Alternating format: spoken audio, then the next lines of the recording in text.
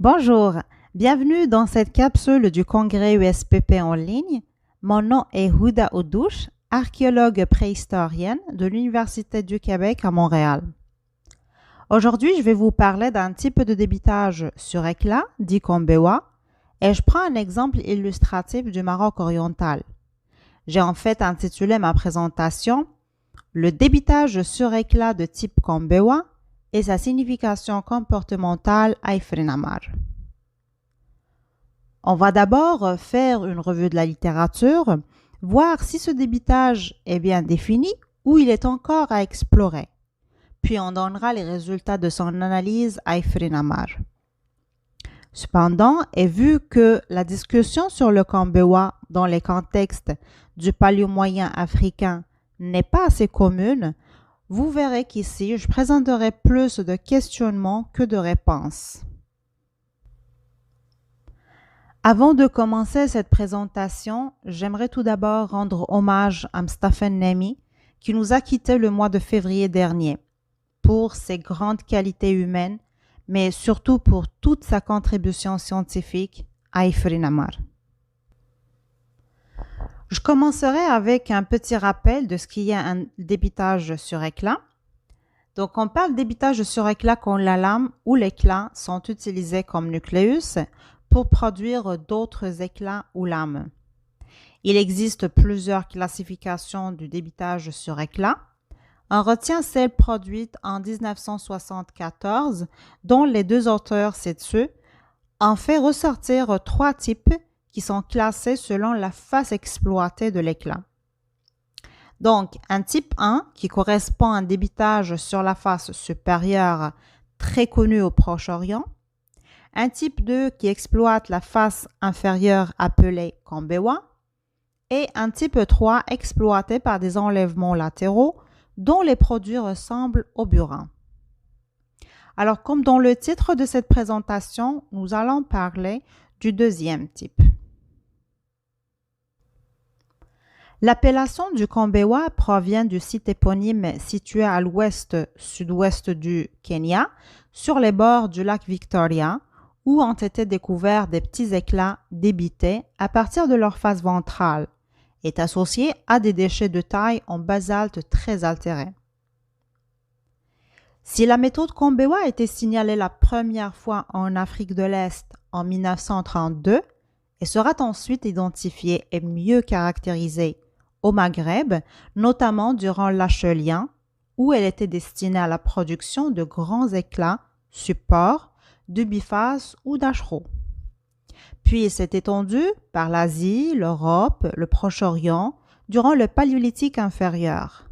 Puis elle prend de l'importance dans l'étude des industries du Paléolithique moyen et enfin elle sera identifiée au Pacifique durant les périodes historiques.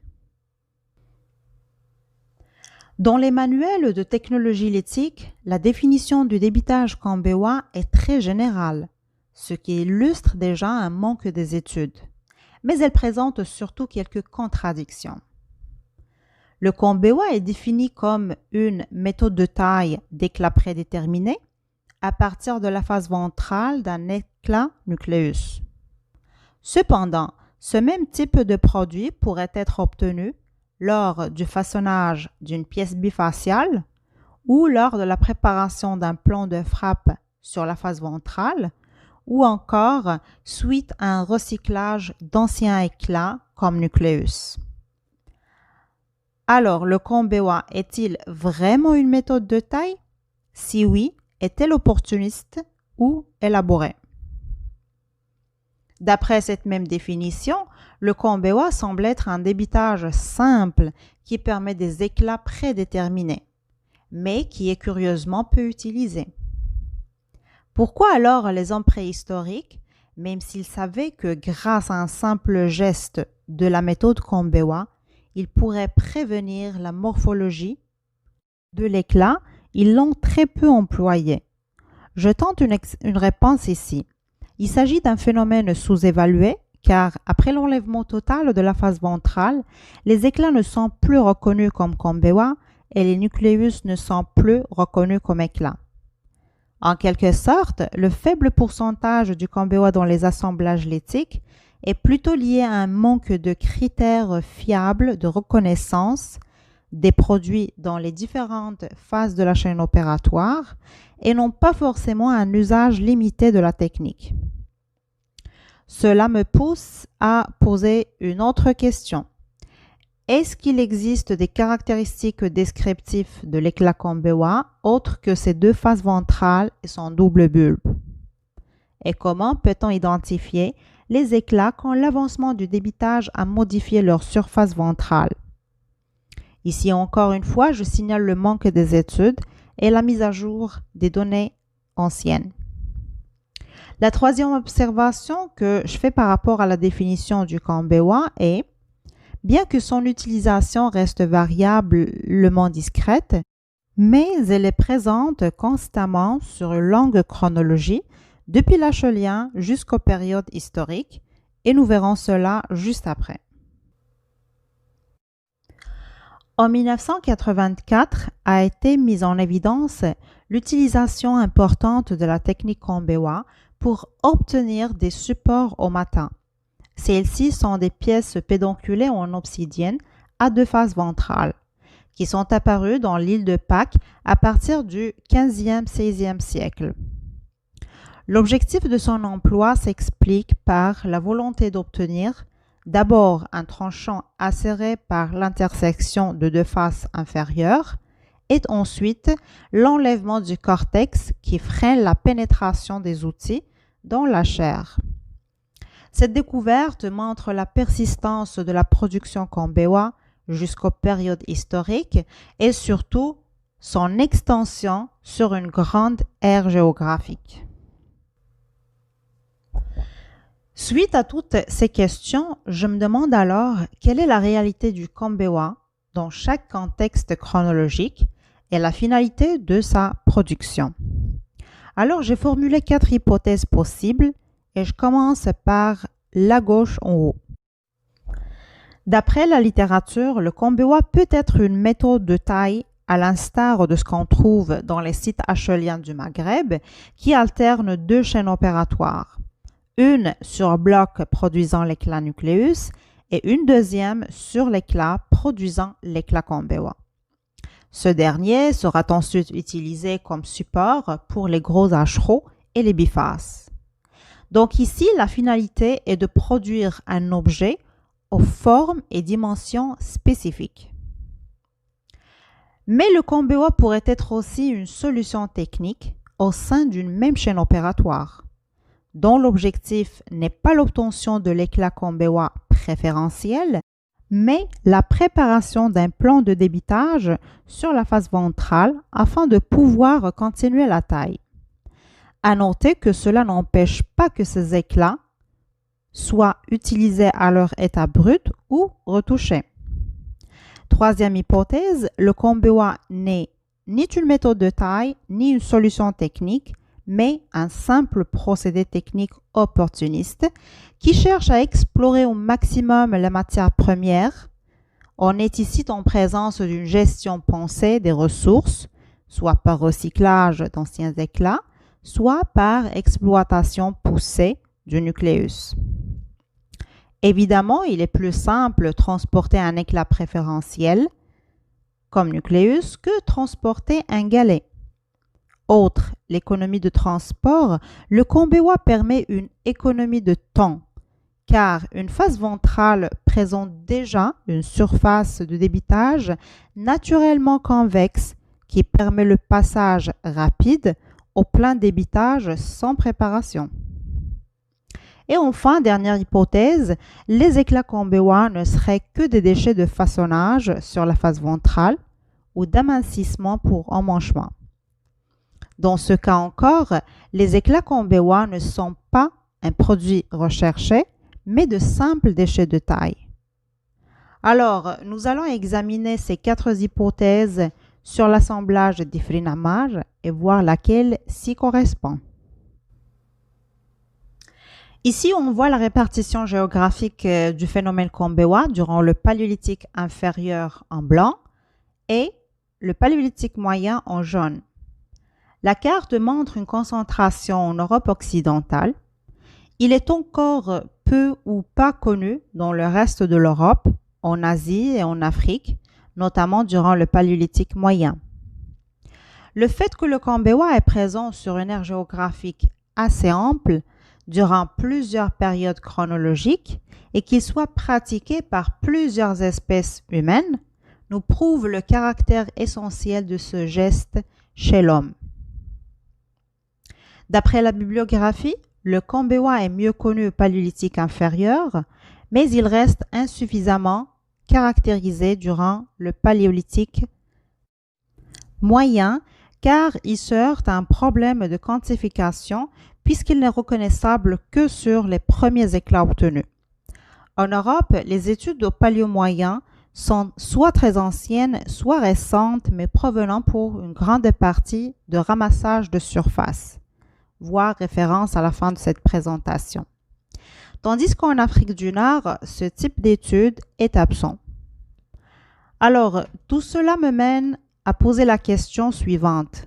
À quoi correspond le Cambewa au Paléolithique moyen nord-africain? Ifrinamar est l'un des sites paléolithiques moyens que j'ai étudiés. Mon objectif était de déterminer le contexte technologique du Cambewa et sa signification comportementale chez les Atériens d'Ifrinamar. Est-ce qu'il s'agit d'un débitage soigneusement prédéterminé ou bien est-il un choix opportuniste pour résoudre des besoins immédiats? Certainement, le caractère soigné ou expéditif des éclats est important pour définir sa raison d'être.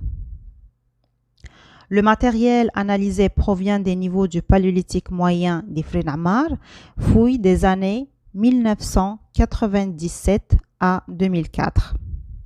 Conservé dans les réserves de l'INSAP, l'Institut national des sciences de l'archéologie et du patrimoine à Rabat. Au total, le débitage représente 0,28%, mais je rappelle le problème de quantification de ce débitage dû à la difficulté de reconnaissance de ces produits. La fréquence des pièces Cambewa connaît des variations entre les niveaux archéologiques.